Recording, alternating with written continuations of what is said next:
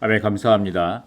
이번 영상에서는 복음 수학 집회에 대해서 함께 교통해 보려고 합니다. 타이완 타이베이 13집회소에서의 지난 40년 동안 그 놀라운 증가를 이룬 실행 중의 하나, 복음 수학 집회에 대하여 철저하게 연구하고 검증하고 체험한 그 엄청난 비결을 완전하게 공개하겠습니다.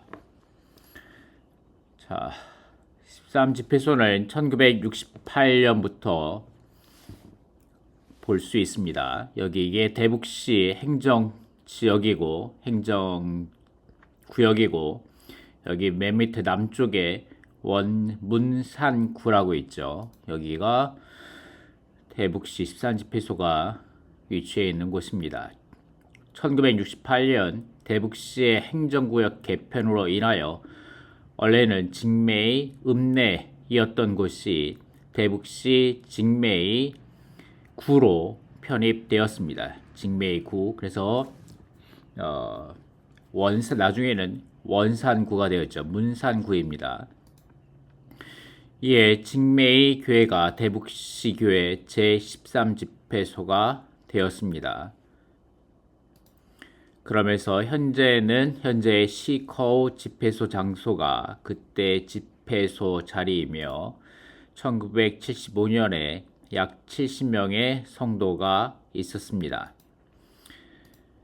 1981년에 새로 지은 산푸 집회소로 이전하였습니다. 성도 수는 약 100명이었고 그리고 1984년에 약 150명으로 증가하였습니다. 이때 1984년에 10월에 여기 뭐라고 썼냐면 위트니스리 형제님께서 교회 안에서 주의 회복 안에 교회 안에서 어떤 정체함이 있고 앞으로 나아가지 못하고 있는 것을 주님 앞에서 깊이 느끼심으로 형제님이 오랫동안 미국에서 사역하시면서 또한 신약의 라이프스타들을 사도행전으로 마지막으로 다 완성하시고 나서 형제님이 1984년 10월에 대만으로 다시 돌아오셨습니다. 그러므로 형제님께서 온 마음을 다하여 하나님의 새로운 길을 찾으셨죠. 형제님께서 대북시 교회를 인도하시어 하나님의 정하신 길을 실행하시면서 복가소지의 구조 아래서 생양교건을 실행하셨습니다. 13집회소 성도들은 가정에서의 소그룹을 세우고 전시간 훈련생들과 함께 동역하여 나아가 집집마다 문두들기를 시작하였습니다. 여기 직매 지역에서 문두들기를 하여 침례를 주어 구원받은 사람은 3,000명이 넘었습니다. 새로운 며느리들의 집에서 가정 집회를 세우고 동시에 집회소에서 지역을 나누어 주일 만찬 집회를 하고 진리 공과를 가르쳤습니다. 주일 집회 인수는 1985년 150명에서 1989년에 270명으로 증가하였으며 그동안에 그리고 꾸준히 계속하여 지속적으로 하나님의 정하신 길을 실행하였습니다. 이 세 분의 장로 형제님이 계시는데 13집회소를 이끌었던 세 명의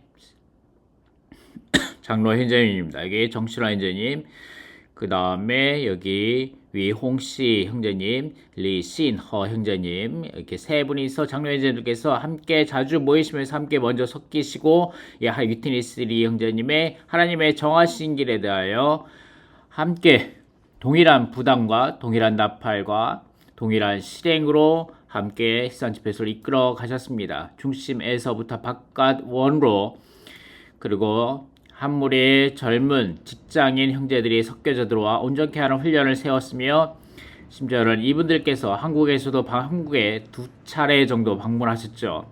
여기가 아마 훈련센터였을 텐데 형제들께서 시산집회소 지체들께서 한국에 오셔서 이 시산집회소 실행도 간증해 주시고 메시지도 전달해 주셨죠. 1990년에 지역봉사자 온전케 하는 훈련을 시작하였고 그 다음에 1992년에 직장인 성도들 온전케 하는 훈련을 시작하였으며 이에 더하여 1996년에 자매 온전케 하는 훈련을 시작하셨습니다. 지금에 이르기까지 이 세 가지 온전케 하는 훈련을 20년 넘게 멈추지 않고 계속하여 하고 계시며 이 세길 실행에 높은 사기를 유지하고 계십니다. 그래서 지금까지 1924년 7월에는 13집회소에서 70명으로 시작하고 했던 1968년 70명으로 13집회소를 시작하였는데 지금은 무려 25개 이상의 집회소가 나왔습니다. 하나의 집회소, 13집회소부터 25개 이상의 집회소로 증가하였으며 인수 13집회소에서 70명으로 시작하여 지금은 1,500명, 문산 일대구에만 거의 500명, 거의 1,000명 가까이라고 볼 수 있을 거고 1,000명 가까이. 그 다음에 문산 2대구에만 1,500명, 문산 3대구에만 1,400명 정도로 증가하여서 대략 4,000명 넘게가 이 13집회소에서 증가되어 나온 성도들입니다. 지금 대북시 타이베이시 전체 성도수를 12,000명으로 보는데 그렇게 되면 13집회소 한 군데에서만 증가되어 나온 성도들이 대략 대북시 타이베이시 교회의 3분의 1 이상을 차지한다는 계산이 나옵니다. 이런 놀라운 4,000명 이상의 증가를 가져온 이 13집회소 70명에서 4,000명으로 증가되어 온 이 놀라운 증가에 대하여 여러 가지 많은 이유들이 있겠죠. 방금 보신 것 같은 여러 가지 직장이 지역봉사자 온전케 하는 집회, 직장의 성도들 온전케 하는 집회, 그 다음에 자매 온전케 하는 집회들 뿐만 아니라 여러 가지 엄청나게 활력된 소그룹 생활이라든가 그리고 물론 가장 중요한 3명의 책임 봉사자 형제님들의 한마음 한뜻으로 온전하게 적극적으로 위트니스 형제님의 부담을 받아들여 결코 포기하지 않고 엄청난 대가를 들여 견고하고 지속적으로 꾸준하게 하나님의 정하신 길을 실행해 온 것들, 그리고 최근에 우리가 2026년 봄 아이테로에서 누리고 있는 얼마나 하나님과 화목되었는가, 얼마나 하나님과 완전하게 온전하게 화목되었는가, 그리고 이 세계를 실행하는 사람들의 내적 존재가 얼마나 하나님 앞에 올바른가, 이런 그런 어떤 어떤 사람이냐가 중요한 거죠. 우리가 하나님 앞에 어떠한 사람인가, 지금 최근에 누리고 있는 메시지와 같이 우리가 하나님 앞에서 정말 온전히 십자가의 길을 가는 사람인가, 그리고 우리가 온전히 하나님 앞에 부활의 생명을 살고 있는 사람인가, 이런 것들이 어떤 우리의 존재가 먼저 가장 중요한 것이 되겠지만, 하지만 그보다도 그 많은 것들 중에 있어서 여기 제가 지금부터 서론이 너무 길었는데 죄송합니다. 지금부터 이 복음 수학 집회, 놀라운 복음 40년 동안 실행해온 이 놀라운 복음 수학 집회에 대해서 함께 이 방면에 있어서의 이 놀라운 실행을 한번 같이 보도록 하겠습니다. 많은 메시지들도 같이 준비했는데 그런 걸 다 읽으면 너무 영상이 길어져서 지금 영상에서는 읽지는 않겠습니다. 몇 가지만 읽겠습니다. 1985년에 형제님이 하나님의 정하신 길을 인도하시면서 전하신 말씀입니다. 인수 증가는 교회의 각 방면이 모두 좋다는 것을 증명한다. 내가 가장 관심하는 것은 바로 20년이 넘도록 대북시 교회의 인수가 증가하지 않았음에 오히려 감사하고 있다는 것이다. 자, 마음 아픈 얘기지만 지금 한국의 교회 상황도 마찬가지죠. 대북시 교회가 여러 방면에 있어서 견고하지만 인수가 늘어나지 않는 것은 이치에 맞지 않다. 아멘. 대만의 문화는 높고 교육은 널리 확대되었고 경제는 번영하고 치안은 좋고 갖가지 조건은 모두 충분한데 한국도 비슷하죠. 정말 대만하고 한국하고 비슷한 게 너무 많습니다. 만약 교회인 수가 늘어나지 않는다면 분명히 우리들의 방침이 틀린 것이다. 한 명의 상인이 있는데 직원이 일을 잘하고 못하고는 결산하고 나서 번 돈이 있는가 없는가를 보아야 한다. 만약 번 돈이 있다면 이는 분명히 일을 잘하고 있다는 것이고 만약 손실을 보았다면 일을 잘 못하고 있는 것을 보여준다. 회사를 운영하고 상점을 여는 것은 돈을 세보는 것이고 교회 안에서 인수를 계산하는 것이다. 상업에 있어서 돈을 버는 것이 반드시 모든 것의 실질을 증명하는 것은 아니지만 그러나 교회 안에서는 인수가 모든 것의 실질을 증명한다. 만약 복음 전파가 부족하면 교회의 인수는 늘 수가 없다. 만약 목양이 부족하면 사람이 남아있을 수 없다. 온전케 함이 부족하면 역시 인수가 늘 수 없다. 오직 교회의 인수 증가가 곧 교회의 각 방면의 모두 좋다는 것을 증명한다. 오직 교회의 인수 증가가 곧 교회의 각 방면이 모두 좋다는 것을 증명한다. 반대로 오직 인수가 줄어든다면 당신이 어떠한 방면은 좋다고 말할지라도 모두 좋지 않다. 만약 어떤 사람이 건강한데 자녀를 낳아 기르지 않는다면 그러한 종류의 건강함은 진정한 건강함이 아니다. 교회가 건강한지 아닌지를 인수 통계에서 바로 즉시 알 수 있다. 인수가 모든 것을 증명한다. 자, 시장 집회소가 이렇게 70명에서 4,000명 이상으로 증가하고 한 개의 집회소에서 28개 이상의 집회소로 증가한 것은 이 시장 집회소의 많은 놀라운 생태 환경을 말해주는 거죠. 모든 방면에서 복과 소재, 생리학 교권의 모든 방면이 좋은데 지금 이 시간에는 특별히 하나님의 복음 수학 집회에 대해서만 보도록 하겠습니다. 많은 메시지들이 있는데 그거는 다음 시간에 읽어보도록 하고 쭉 넘겨서 아니면 여러분이 이 PPT를 직접 다운받아서 보실 수 있습니다. 자, 복음 수학 집회에 대해서 이 내용이 수학이란 말은 어디서 나오느냐? 시편 126편에서 나오는 거죠. 아멘. 자, 눈물로 씨를 뿌린 이들은 환호하며 거두리라. 뿌릴 씨를 가지고 울며 나가는 사람은 정령 곡식 단들을 들고 환호하며 돌아오리라 라는 말씀입니다. 찬송가 내 마음이들 51장에도 나오죠. 거두리로다 거두리로다 기쁨으로 단을 가져오리라. 거두리로다 거두리로다 기쁨으로 단을 가져오리다 라고 말해서 이 찬송가 내용이 아주 좋습니다. 여러분이 한번 자주 불러보시기 바랍니다. 자, 또한 여기에 내 마음의 노래 258장에도 나오죠. 새벽부터 우리 좋은 땅 안에서 저녁까지 경작하여 봅시다. 추수하며 거둔 모든 수확물을 집회로 가져와 누려봅시다. 아멘. 종종 옛사람은 탄식할지라도 죽음과 부활의 밀과 보리로 우리들의 생명 풍성하여지니 단 가지고 함께 모여봅시다.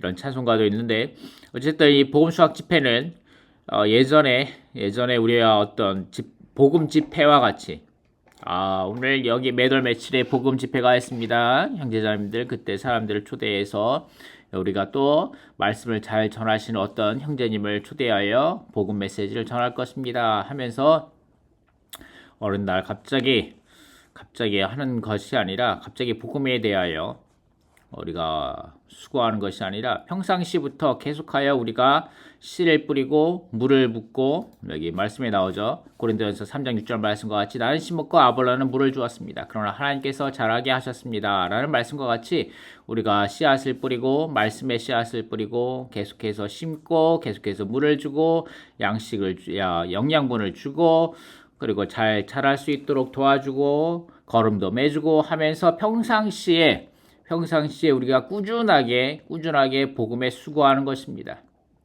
그리고 이 수학을 거둬들이는 걸 언제 하느냐? 이 복음 수학 집회 때 한다는 거죠. 이때 많은 침대가 있을 것이고 그들이 몸 가운데 적극적으로 들어오는 놀라운 체험들을 갖게 될 것입니다.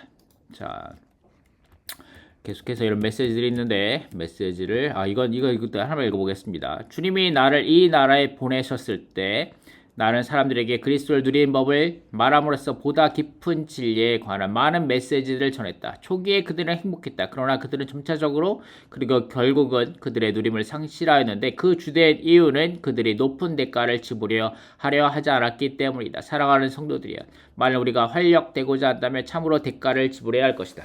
자, 지금부터 복음 수학 집회의 놀라운 방법에 대해서, 실행에 대해서 여러분에게 말씀드리겠는데, 그런데 이 모든 것들은 그 기본이 무엇이다?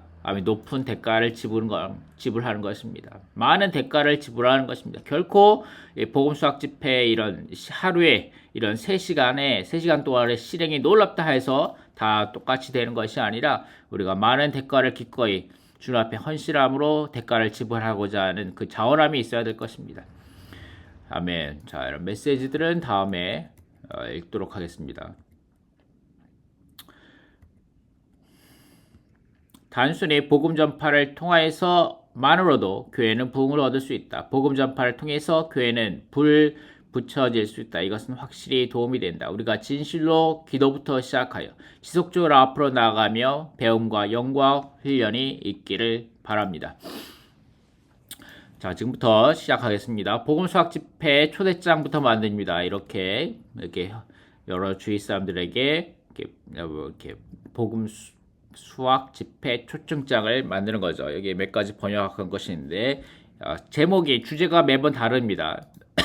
주제가 매번 달라서 그 주제에 초점을 맞추어서 우리가 간증도 하고 메시지도 전하고 합니다. 여기에는 사람아 너는 어디에 있는가? 라는 내용으로 복음 집회를 초청장을 만들었고, 이거는 요번 80 제가 있는 87집회소 13집회소에서 몇 년 전에 갈라져 증가되어 나온 집회소인데 80집회소에서 이번 2026년 6월 7일에 오전 9시 30분부터 있을 복음 수학 집회의 주제입니다. 이 주제가 약간 독창적인데 한자 성어, 중국어 한자 성어입니다. 한자 성어인데 한국어로 번역하면 수학이 확실하여 절대 손해 보지 않는다, 그런 한자 성어를 썼습니다. 그래서 어떤 사업이나 투자가 무조건 이익이 나고 본전도 못 건지는 일이 없는 상태를 말하며 우리말에 땅 짚고 헤엄치기 믿져야 본전, 그런 내용입니다. 이건 정말 절대 손해 안 보는 장사야 라는 그런 뜻으로 쓰이는 건데, 이것을 복음 잔치의 복음 수학 집회의 주제로 정했습니다. 이 내용은 요한복음 10장 10절 말씀, 내가 온 것은 양들이 생명을 얻고 더 풍성히 얻도록 하기 위한 것입니다. 그리고 마태복음 16장 26절 말씀, 사람이 온 세상을 얻고도 그 대가로 자기 혼 생명을 잃어버리면 무슨 유익이 있겠습니까? 사람이 무엇을 주고 자기 혼 생명과 바꾸겠습니까? 라는 이런 성경 말씀 구절로 이러한 이 말씀 구절을 토대로 하여 이러한 복음 수학 집회 주제를 정한 것입니다. 그리고 또 다른 것은 당신이 알지 못하는 길로 걸어갈 때, 그리고 새로운 시작, 새로운 소망, 새로운 생활, 그리고 인생의 나침판, 그리고 이거는 나는 누가 내 일을 주관하는지 관리하는지 알고 있다, 그런 의미의 주제를 정했습니다. 나는 누가 내 일을 주관하는지 관리하는지 알고 있다 라는 주제로, 그리고 관련 말씀은 여기에 있습니다. 사람의 이해를 초월하는 하나님의 평안이 그리스도 예수님 안에서 여러분의 마음과 생각을 지킬 것입니다. 자, 하나님이시죠. 하나님께서 우리의 내일을 주관하고 관리하고 계십니다. 자, 사랑이 탕자를 집으로 돌아오게 하네라는 제목의 복음 수학 집회입니다. 그리고 이것은 아주 좀 의미 심오하게, 그리고 디자인도 되게 잘한 것 같은데, 영원한 고안, 영원한 고안인데 고안이 무슨 뜻이냐면 배가 해안에 닿는 것입니다. 영원히 배가 떠돌아다니지 않고 방황을 끝내고 인생의 방황을 끝내고 해안에 다 정박한다라는 뜻으로 영원한 안식처를 찾는다는 상징적인 의미로 만들어졌습니다. 영원한 정박, 인생이라는 배는 어떤 이는 흔들흔들리고 어떤 이는 망망대해에서 길을 잃고 어떤 이는 모래사장에 멈춰 서 있기도 합니다. 사랑하는 당신, 이제 정박하셨나요? 라고 이런 복음 초대장을 만들었습니다. 이거는 어린이 복음 수학 집회의 복음 초청 카드입니다. 그리고 이거는 어른들 복음 집회 믿고 의지하는 인생이라는 주제로 정한 어른들 복음 집회, 그 다음에 복락의 인생이라는 주제로 정한 복음 카드. 크기가 대략 이 정도 됩니다. 손바닥 정도에 들어올 만한 크기. 그 다음에 이번 주 2020년 5월 16일에 청년직 토요일날 저녁 때 6시에 청년 직장인들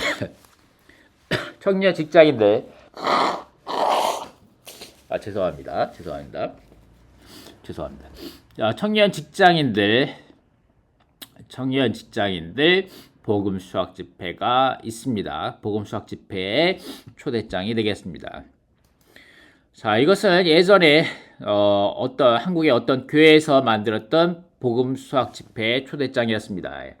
2017년에 만들었던 거네요. 누가 인생의 풍랑에서 평안할 수 있겠습니까? 그 다음에 이런 복음 초대장을 한국에서도 만들었었던 겁니다. 자, 이것은 좀 이따가 볼 텐데, 새로 오신 손님들에게 복음 수학 집회에 오신 분들에게 가슴에 이런 것들을 달아줌으로, 이런 스티커라든가 이런 것들을 달아줌으로, 리본 같은 걸 달아줌으로 이분이 내빈으로 아주 귀한 손님입니다 하는 그런 느낌을도 줄 수 있고, 그 다음에 이분이 복음 초대 대상자입니다 라는 그런 표식으로 달아줄 수도 있는 그런 것들이 되겠습니다. 자, 복음 수학 집회 한 달 전 화요일날 저녁 기도 집회 때는 어떻게 하는가? 자, 이것을 또 우리가 메시지를 다음에 읽도록 하겠습니다. 이게 복음 수학 집회 한 달 전에는 저녁 금식 기도를 함으로 저녁만 금식할 수도 있고, 정말 부담이 있다면 하루 종일 금식함으로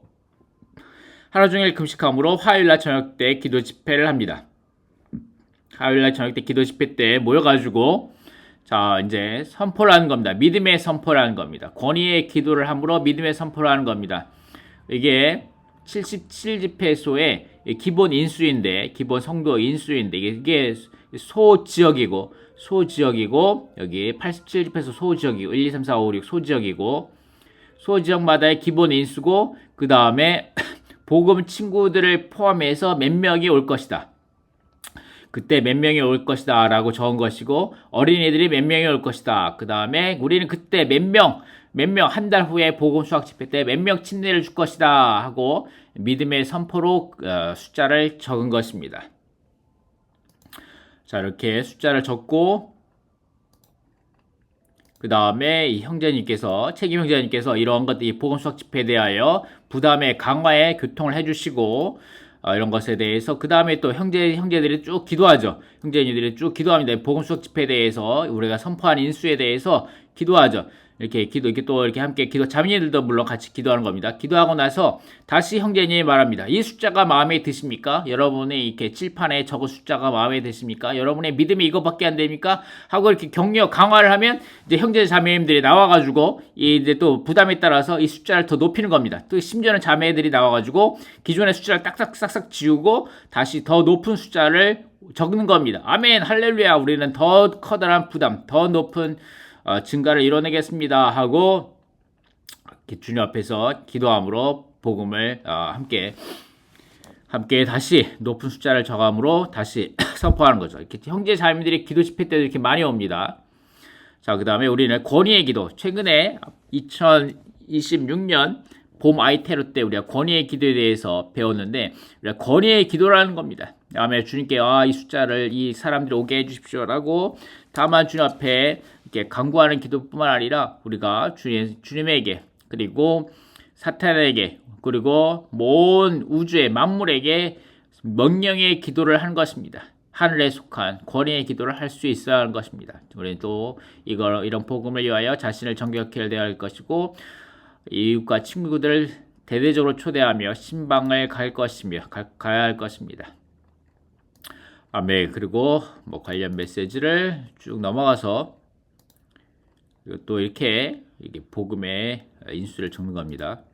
다시 이렇게 믿음에 따라서 다시 더 높은 숫자를 적어내는 거죠. 자매들이 나와서 막 숫자를 더 높이는 겁니다. 이것은 만족할 수 없습니다 하고 그 다음에 이렇게 이제 또 전체가 이렇게 함께 모였으면 이제 끝날 시간대에 되면은 이게 지역별로 그룹별로 함께 모여서 이렇게 또 기도도 합니다. 이렇게 무릎 꿇고 기도하는 겁니다. 무릎 꿇고 아멘. 무릎 꿇고 기도해야 합니다. 무릎 꿇고.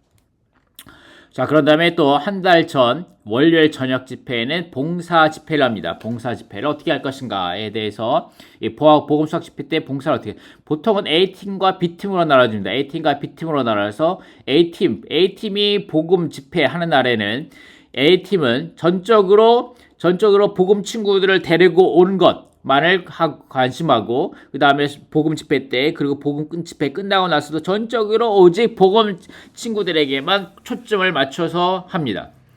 그리고 한 가지 더 하는데 간증을 합니다. 간증을 합니다. 이 두 가지만 합니다. 그리고 다른 집회소에서는 무엇을 하는가? 모든 봉사들을 책임져 주는 거죠. 모든 봉사를 다 도맡아서 책임져 줍니다. 접대 봉사, 청소 봉사, 예찬 봉사, 교통 봉사, 피아노 봉사 이런 모든 것들 봉사를 다른 팀에서 맡아주죠. 그리고 한 주나 두 주나 석 주나 넉 주 지나서는 이걸 또 바꿔서 합니다. B팀에서 모든 것을 다 책임져 주고 B팀에서는 모든 사람들을 데리고 오고 그 다음에 간증을 하는 것 이것만을 신경 쓰면서 A팀에서 모든 봉사를 맡아주는 거죠. 자, 이것에 대해서는 서로 곡식단을 보냄이라는 메시지가 있습니다. 여러분 다음에 같이 읽어보도록 하겠습니다. 이렇게 봉사 집회 때 이렇게 많은 형제자매들이 함께 오셔서 다 같이 이렇게 봉사 집회 때 오는 건 많이 오지 않습니까? 자매들도 오고 학생들도 오고 아이들도 오고 이렇게 모든 사람들이 다 월요일날 봉사 집회 때 참가합니다. 놀랍지 않습니까? 이것이 13집회소의 힘이었습니다. 이것이 13집회소의 힘이죠. 모든 형제자매들이 한마음 한뜻으로 교회 안에 동일한 부담 안으로 들어가서 함께 기도하는 것입니다. 함께 봉사하고 이것이 13집회소의 커다란 힘이 되겠습니다. 자, 그 다음에 이것은 그날 어떻게 지역별로 어떻게 앉아서 함께 봉사할까라는 것에 자리 안배표가 되겠습니다. 이것은 각종 봉사에 대한 안배죠. 전체 봉사 책임 형제, 전체 봉사 책임 진행 관리를 맡은 2명의 형제가 있고, 그 다음에 애찬 봉사, 접대 봉사, 만찬 봉사, 떡대는 봉사, 그 다음에 아이들 봉사, 그 다음에 전자제품, 그러니까 마이크라든가, 파워포인트라든가, 에어컨, 그 다음에 수도 전기 봉사, 그 다음에 청소 봉사, 교통, 안내 봉사, 그 다음에 안전 봉사, 촬영 봉사, 사진 봉사, 침례 봉사, 이런 많은 봉사 항목들이 있습니다. 이런 것들을 한 달 전부터 미리미리 짜가지고 형제자매들 다 안배하는 것이죠. 그 다음에 이런 것들을 안배합니다. 이런 안배에 있어서 어떻게 할 것인가 계획적으로 일을 진행하고 인력을 배치하며 숙련되도록 가르치고 감독, 장악하여 통제하며 전달이 원활히 이루어지도록 하고 유기적으로 새는 구멍을 막으며 영안에서 깨어있는다라는 것입니다. 이렇게 봉사 집회 때에도 많은 형제자매들이 참가합니다. 세부 사항을 이렇게 다 정리하고 그 다음에 아이들도 이렇게 함께 와가지고 같이 시간을 보내기도 합니다. 자, 이것은 봉사 집회 때 봉사 집회 때 시간에 대한 세부적인 안배 항목입니다. 시간을 어떻게 8시 30분부터 함께 그 봉사자들이 모여서 함께 기도하고 봉사를 준비하고 그 다음에 9시부터 함께 모여서 기도하면서 그 다음에 9시 반부터 함께 함께 9시 반부터 집회를 시작한다. 그런 여러 가지 봉사 항목에 대한 계속 시간대별로 어떻게 한다라는 것이 자세하게 써 있습니다. 그리고 이거는 집회 시간대에 간증과 찬송을 어떻게 한다. 그 다음에 나중에 복음 메시지를 어떻게 전한다. 이런 것들에 대해서 상세하게 시간이 적혀 있는 거죠. 이것도 각종 봉사들에 대한 주의해야 할 항목들, 교통, 안전, 침례, 애찬, 청결, 만찬, 어린이 봉사에 대한 이런 주된 항목들에 대한 주의할 것들에 대해서 자세히 적어 놓은 겁니다. 그 다음 애찬 봉사 이런 것들에 대해서 여러분이 함께 나중에 읽어보시기 바랍니다. 그 다음에 동선을 어떻게 정할 것인가, 집회 장소와 애찬 장소를 어떻게 움직일 것인가 라는 것에 대해서 자세하게 적어 놓은 것입니다. 그리고 간증했습니다. 간증하는 사람들을 훈련함. 간증하는 사람, 이것이 아주 중요한데, 간증하는 사람들을 훈련하는 것이 아주 중요한데, 이 간증은 여러 방면에 대해서 간증하는 것입니다. 그 다음에 가능한 한 각 구원받은 사람들로, 성도들로 하여금 간증을 할 수 있도록 도와줍니다. 이렇게, 이런 사람들이 여러 방면에 있어서 간증을 하는 거죠. 자녀 교육이라든가 건강이라든가 병을 치료받음, 아니면 직장에서의 어려움을 만났는데 주님을 믿음으로 잘 해결되었다. 이런 여러 가지 방면들, 그리고 부부간에 문제가 있었는데 교회 생활 안에 들어옴으로 부부가 화목하게 되었다. 이혼할 뻔했는데 교회 생활 가운데 들어옴으로 부부가 지금은 열린 가정으로 주님을 잘 섬기고 행복하게 잘 지내고 있다. 그리고 아이들도 교회 안에서 잘 자라고 있다.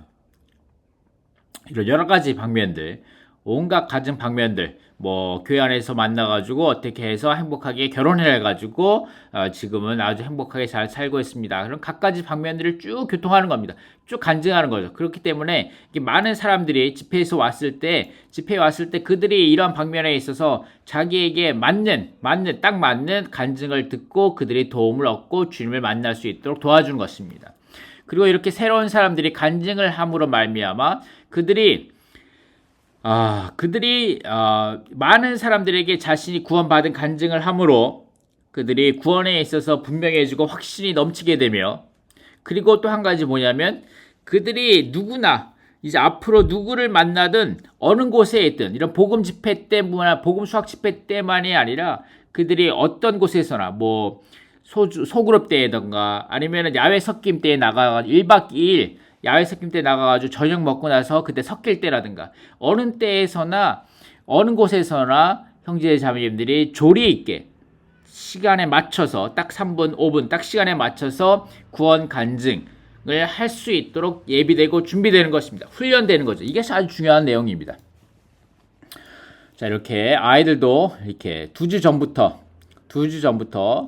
이렇게 간증을 준비합니다. 이런 간증 내용을 준비하고 이런 것들을 많은 사람들 이렇게 봉사 책임 형제님들 앞에서 말해 봄으로 이렇게 간증이 몇 분이나 된다. 이런 것들에 대해서 교회 간증, 그 다음에 한 가족이 다 구원받은 것들, 이런 여러 가지 방면들에 대해서 이렇게 간증을 하는 겁니다. 그리고 찬송가를 어떤 것을 부르겠다라는 것에 대해서도 이렇게 미리미리 다 준비하고 이렇게 한 두세 명이 간증하고 찬송가 부르고 두세 명이 간증하고 찬송가 부르고 두세 명이 간증하고 찬송가 부르고 이렇게 하는 것입니다.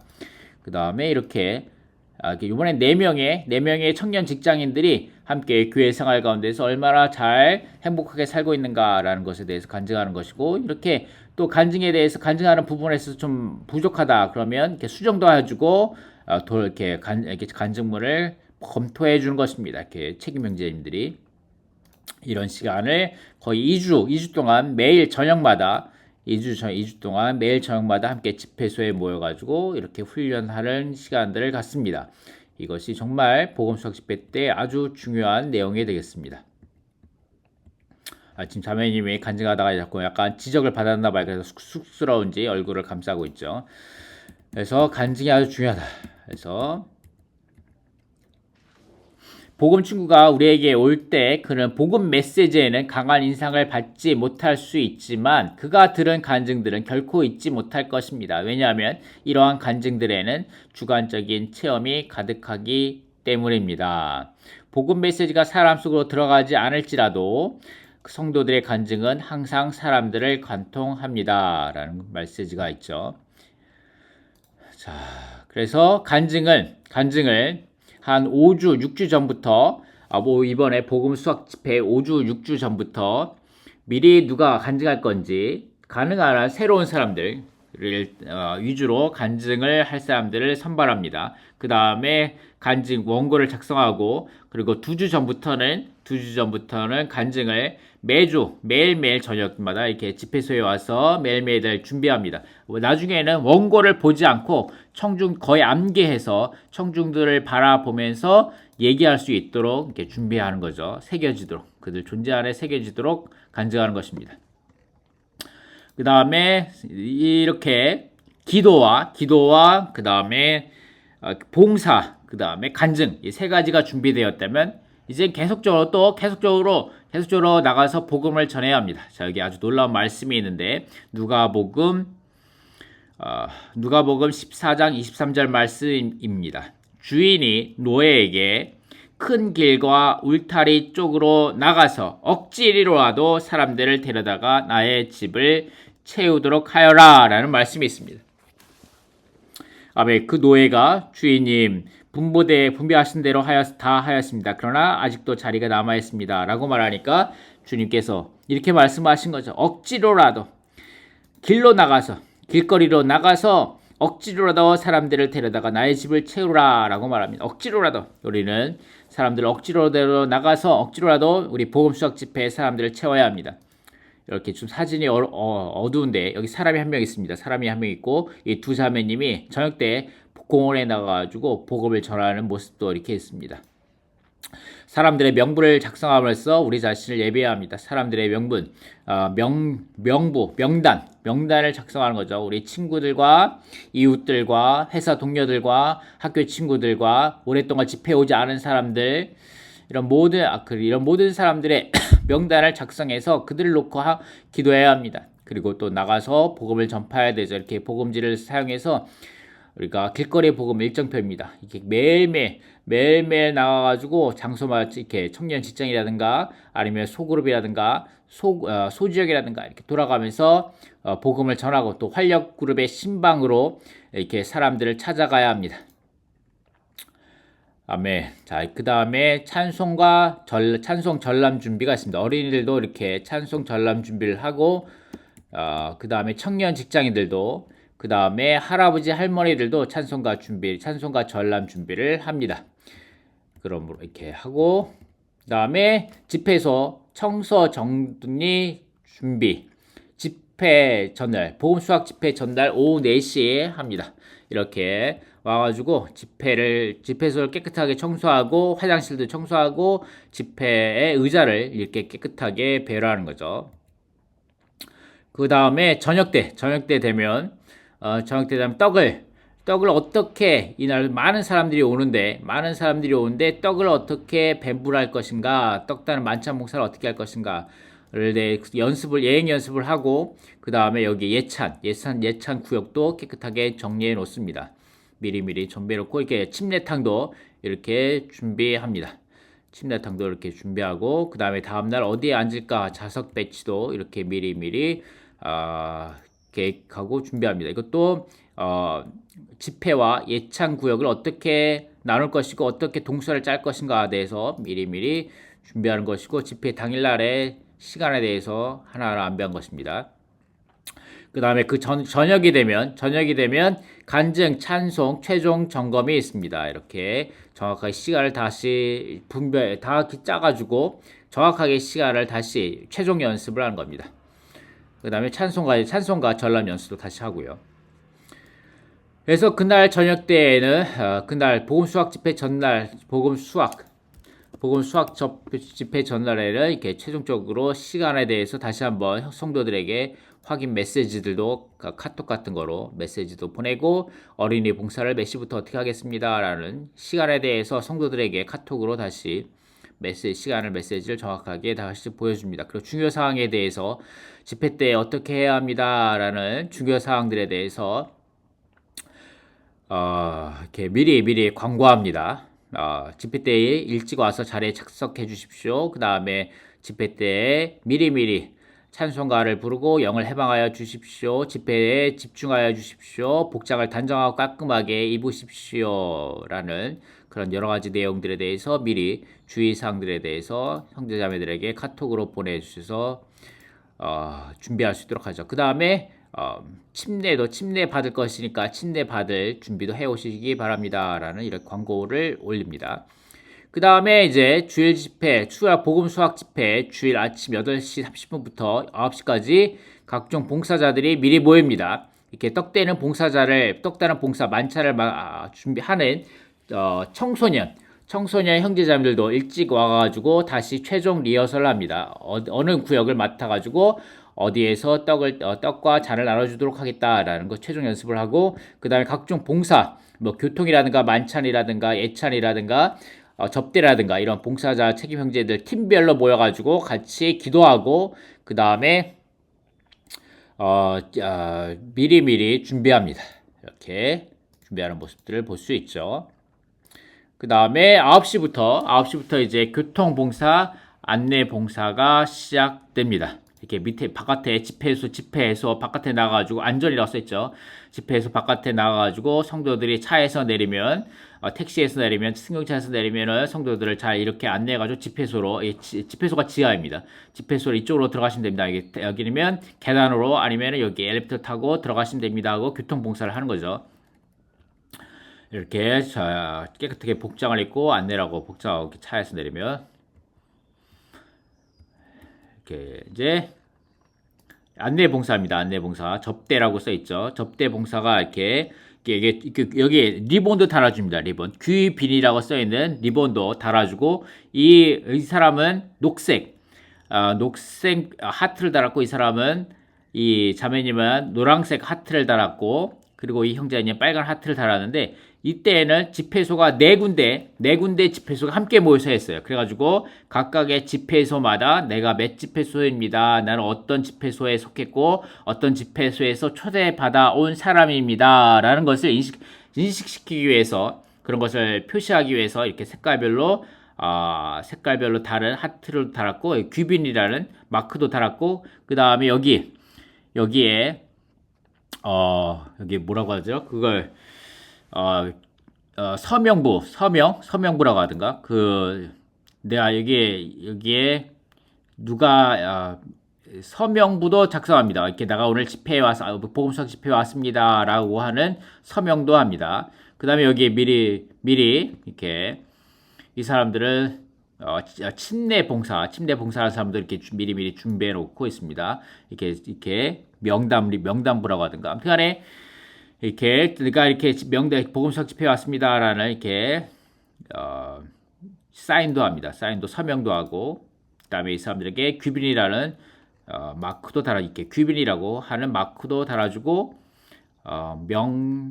서명부라고 써있는데, 내가 어느 집회소에 누구로 내가 전화번호를 이랬습니다. 나를 소개해준 사람은 누구입니다. 이렇게 자기 집회소별로 이렇게 서명부를 작성합니다. 그 다음에 집회 안내 책자도 이렇게 받죠. 안내 책자에는 주님의 만찬에 대한 찬송가, 그 다음에 복음 수학 집회 때 부를 찬송가들이 이렇게 적혀 있고, 마지막에 복음에 관련된 성경 구절이 적혀 있습니다. 이렇게 복음에 관련된 성경 구절입니다. 이런 것들이 이렇게 복음 수학 집회를 위해서 준비한 책자입니다. 찬송가들이 이렇게 적혀 있고, 말씀 성경 구절이 맨 끝에 들어갑니다. 여기에 또 이럴 때 특별히 이렇게 찬송가를 하나 불러주는데, 이때 성도들이 이때는 이렇게 코비드 기간이었기 때문에 이렇게 온도도 체크합니다. 그 다음에 이렇게 학생들이 환영을 해주면서 이렇게 사람들이 들어올 때마다 이렇게 청소년들이 중학생, 고등학생, 학생들이 이렇게 열렬하게 오심을 여기 환영합니다라고 하면서 이렇게 찬송가를 불러주면서 이렇게 성도들과 복음 친구들이 집회소 안으로 들어오는 모습입니다. 이때 찬송가를 한 곡 불러주는데 이런 찬송가를 불러줍니다. 자, 어떤 찬송가를 불러주냐면 보겠습니다. 당신을 환영합니다라는 찬송가입니다. 당신이 어디에서 오셨던지, 당신이 어디로 가시던지 주님 안에서 만났기에 우리들은 마음을 다하여 기쁨으로 모였습니다. 설령 일들이 뜻대로 되지 않더라도 마음이 공허하고 많은 탄식이 있어도 번뇌와 걱정은 내어 던져버리고 찬송과 멜로디를 흥얼거려 보아요 라는 찬송이고, 여기에 번역한 한국어로 만든 찬송가도 있습니다. 2절입니다. 당신의 무거운 짐과 수고를 내려놓고 당신의 묶임과 압박을 풀어놓고 노래해요. 즐거움과 기쁨으로. 아멘. 달콤함과 안식을 맛보세요. 평안과 기쁨을 가지고 돌아가요. 번뇌와 공허가 다시는 없을 거예요. 기쁨으로 나의 사랑하는 친구요. 우리 모두는 당신을 환영합니다. 주 예수님은 당신을 가장 사랑하십니다. 교회 생활은 당신이 필요합니다. 다시 여기에 오시기를 기억하세요. 우린 당신을 기억할 거예요. 라는 이런 환영의 노래를 아주 크게 힘있게 불러줍니다. 자, 이제 이렇게 해서 9시 25분에 되면 자리에 앉고, 그 다음에 9시 반부터 되면 기도로 집회를 시작하면서 만찬 집회를 합니다. 한 2곡 정도 부르면서 만찬을 띄고, 그 다음에 한 곡 정도 경배하는 찬송을 부릅니다. 이렇게 부르는데, 복음 친구들이 왔기 때문에 이때 만찬을 뛰기 바로 전에 이렇게 광고를 합니다. 책임 형제님께서 일어나서 이렇게 광고를 하죠. 이 잔과 떡은 주님의 흘리신 구속의 피와 주님의 생명의 공급을 표징합니다. 새로 오신 복음 친구분들은 떡과 잔이 여러분 앞에 올 때 옆으로 넘겨주시기를 바랍니다. 새로 오신 분들도 집회가 끝나고 침례를 받음으로 구원을 받아서 이 주님의 상에 복된 분깃을 함께 누리기를 바랍니다. 라고 광고를 멋있게 합니다. 이렇게 멋있게 함으로 여러분이 빨리 속히 주님을 믿고 구원받고 침례받음으로 여러분이 이 떡과 잔의 분깃에 참여할 수 있기 바랍니다. 라는 이런 광고를 아주 멋있게 하는 거죠. 이렇게 해서 기도하고 떡과 잔도 이렇게 학생들이 이렇게 봉사를 합니다. 이런 학생들이 아주 절도 있게, 아주 규칙 있게, 아주 멋있게 하는 이런 봉사들을 학생들이 이렇게 봉사를 하는 거 보면 정말 새로 여기 초대되어 온 복음 친구들이 아주 부러워합니다. 여기 교회는 뭔가 다르네. 학생들이 정말 어른처럼 아주 규모 있고 아주 잘 훈련되게 이렇게 떡과 교회 안에서 봉사를 하네라는 이런 어떤 부러움이 생기게 되는 거죠. 자, 그러면서 이제 10시 10분 정도 되면 만찬 집회를 마치고 복음 수학 집회가 시작됨을 알립니다. 복음 친구들 자리에서 일어나게 하며 소개하고 찬송으로 열렬하게 환영합니다. 다시 이 찬송가를 부르죠. 다시 아까 이 찬송을 다시 부릅니다. 아멘. 나의 사랑하는 친구여, 여기에 오신 것을 환영합니다. 우리 모두는 당신을 가장 사랑합니다. 교회 생활은 당신이 필요합니다.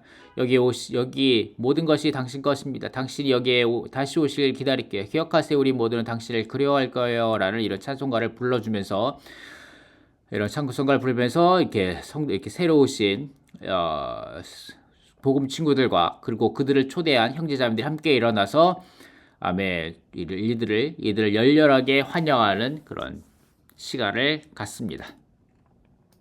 이렇게 환영해 주죠. 그 다음에 이렇게 간증이 시작하는 겁니다.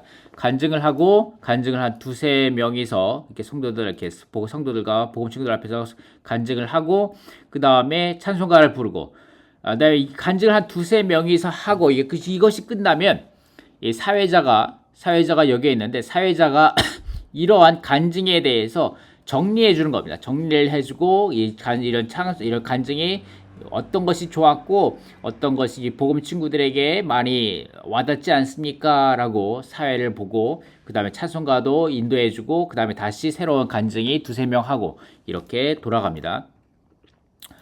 사회자의 대본인데 사회자가 미리미리 대본을 쓰는 겁니다. 이 팀에 이 사람의 이런 간증이 이런 것이 너무 좋았습니다. 이런 말씀 구절이 있죠. 라고 말씀 구절도 이렇게 밑에 써놓고 이렇게 해서 사회자가 미리미리 어떤 말을 할지 멘트를 준비하는 것이 필요합니다. 그래가지고 각각의 간증문들이 한 번 듣고 끝나는 것이 아니라 그 간증문들을 잘 정리해서 짧은 시간에 몇 초 만에 잘 정리해서 복음 대상자들에게 다시 그런 간증들이 팍팍 가슴에 심겨질 수 있도록 해주는 것이 사회자의 중요한 역할이 되겠습니다.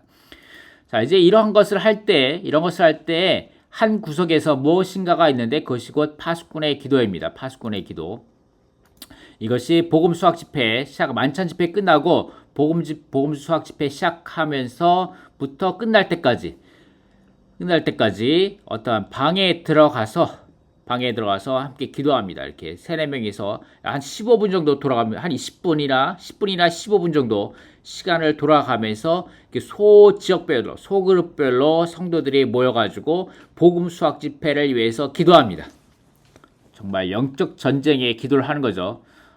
이 복음 수학 집회에 당신이 영광으로 충만하셔서 복음 친구들의 마음을 열어주셔서 그들이 주님 앞에 회개하고 돌이키게 하소서라고 이렇게 권위의 기도, 전쟁의 기도, 하늘에 속한 기도를 하는 것입니다. 이렇게 보이지 않는 어떤 방에 들어가서 이렇게 돌아가면서 한 10분 정도 돌아가면서 이렇게 영적 기도를 하는 파수꾼의 기도가 있습니다. 이것이 아주 중요합니다. 아주 중요합니다. 이것이 다만 13집회에서 실행이 아니라 그 중국 대륙에서 워츠만 리 형제님 그 다음에 위티니스 형제님이 중국 대륙에서 사역했을 때 그때에도 이런 것이 있었습니다. 자, 그리고 중간중간에 어린이 전람들이 있고 그 다음에 청소년들 전람이 있고 여기에 할아버지 할머니들 전람들이 있습니다. 이렇게 복음 수학 집회 간증 중간중간에 이러한 찬송가 전람이 있습니다. 그 다음에 11시 30분 정도 되면 동역자 형제님께서 아니면 책임 형제님께서 이렇게 올라와서 복음 메시지에 대해서 한 20분 정도 복음 메시지를 전합니다. 그런 다음에 한 10분 정도 남겨놓고는 뭘 하냐면 10분 정도 남겨놓고는 침례에 대해서 교통합니다. 침례에 대해서 형제자매들 이제 여러분들은 침례를 받으셔야 합니다라고 교통하면서 침례를 받을 사람들은 이제 한 명씩 전체적으로 앞으로 나오십시오. 저희가 여러분을 위해서 침례에 대해서 한 10분 정도 이렇게 강하게 짧게 교통하고 그 다음에 앞에 나오라고 교통합니다. 앞에 이렇게 복음 친구들과 같이 온 사람들, 같이 오신 형제자매, 그들 초대해 온 형제자매들 같이 앞으로 나와서 여러분들을 위해서 축복의 기도를 해드리겠습니다. 라고 하면서 앞으로 나오게 하고 같이 주님의 이름 부르고 그 다음에 이들에게 구원의 기도를 합니다. 그 다음에 바로 침례를 받을 수 있도록 이쪽으로 가시면 침례를 받을 수 있습니다. 라고 말하면서 이들이 이 통로를 만들어준다. 통로를 만들어준 거야. 이 청소년 형제자매들이 통로를 만드는 겁니다. 이 통로로 자리로 들어가지 말고 이쪽으로 가십시오. 이쪽 강대상 옆으로 이쪽 오른쪽으로 쭉 가도록 하십니다. 이쪽으로 쭉 가면 어디가 나온다? 침례탕이 나오는 겁니다. 침례탕이 나오면서 사람들이 기쁨으로 침례를 받게 되는 거죠. 여기서 침례 받을 때 이렇게 침례 받은 네임 이렇게 침례 받을 때 침례 이름도 개인 정보도 이렇게 조금 써주고 하면서 침례를 받게 됩니다. 아주 기쁨으로 형제자매들이 침례를 받죠. 이렇게 침례를 받을 때 또 옆에서 계속해서 침례에 대해서 교통하고 침례에 대해서 함께 기도해 줍니다. 그리고 이런 시간들이 갔죠. 계속해서 기도하고 같이 모여서 335 모여서 기도하고 침례 받고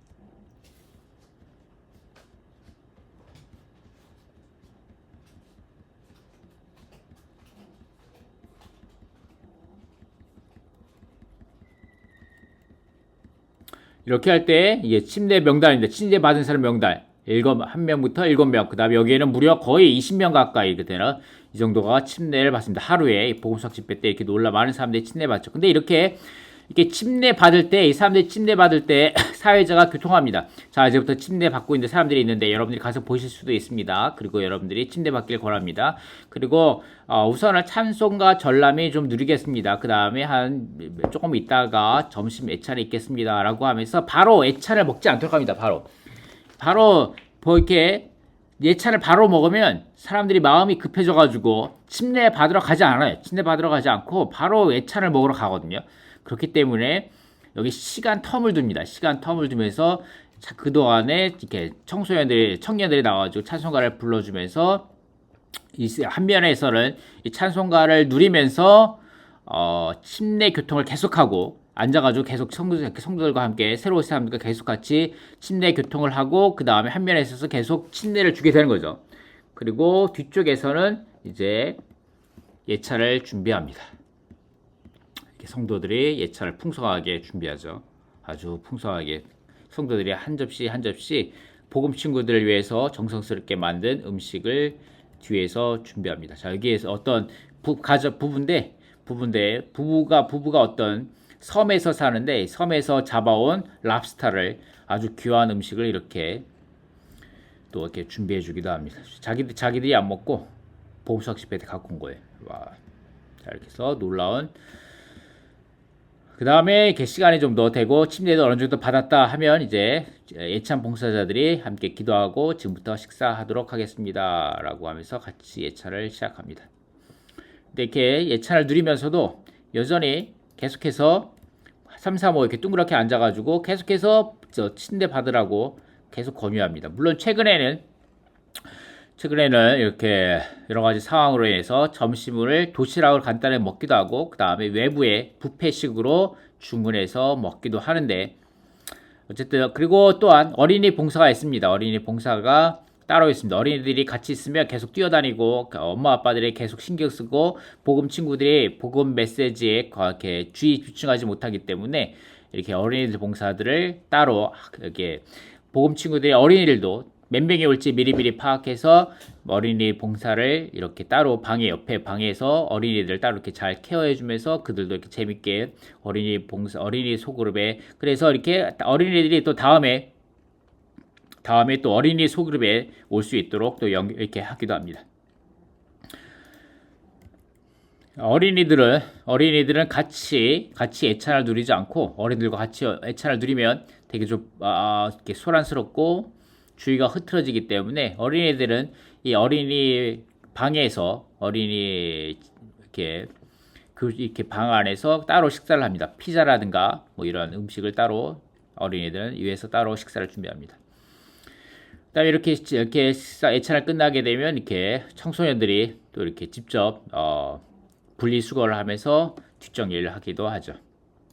이렇게 또 설거지도 하고 이렇게 청소도 깨끗이 합니다. 이렇게 해서 끝나서 집에 가냐? 그것이 아닙니다. 여기서 끝나는 것이 아니라 복음수학 집회가 이렇게 예찬을 먹고 끝났더라도 거기로 바로 복음 친구들을 집으로 돌려보내지 않고 집회가 끝나도 복음 친구들을 데리고 오후에 여전히 가정으로 야외 공원으로 카페로 가서 계속적으로 복음 친구들과 섞입니다. 이렇게 섞이면서 자기 소개도 하고 그 다음에 아까 하지 못해 찬송가도 부르면서 찬송가도 간증해서 잘리기도 합니다. 간증해서 잘리기도 해요. 갑자기 하지 못하게 하기도 합니다.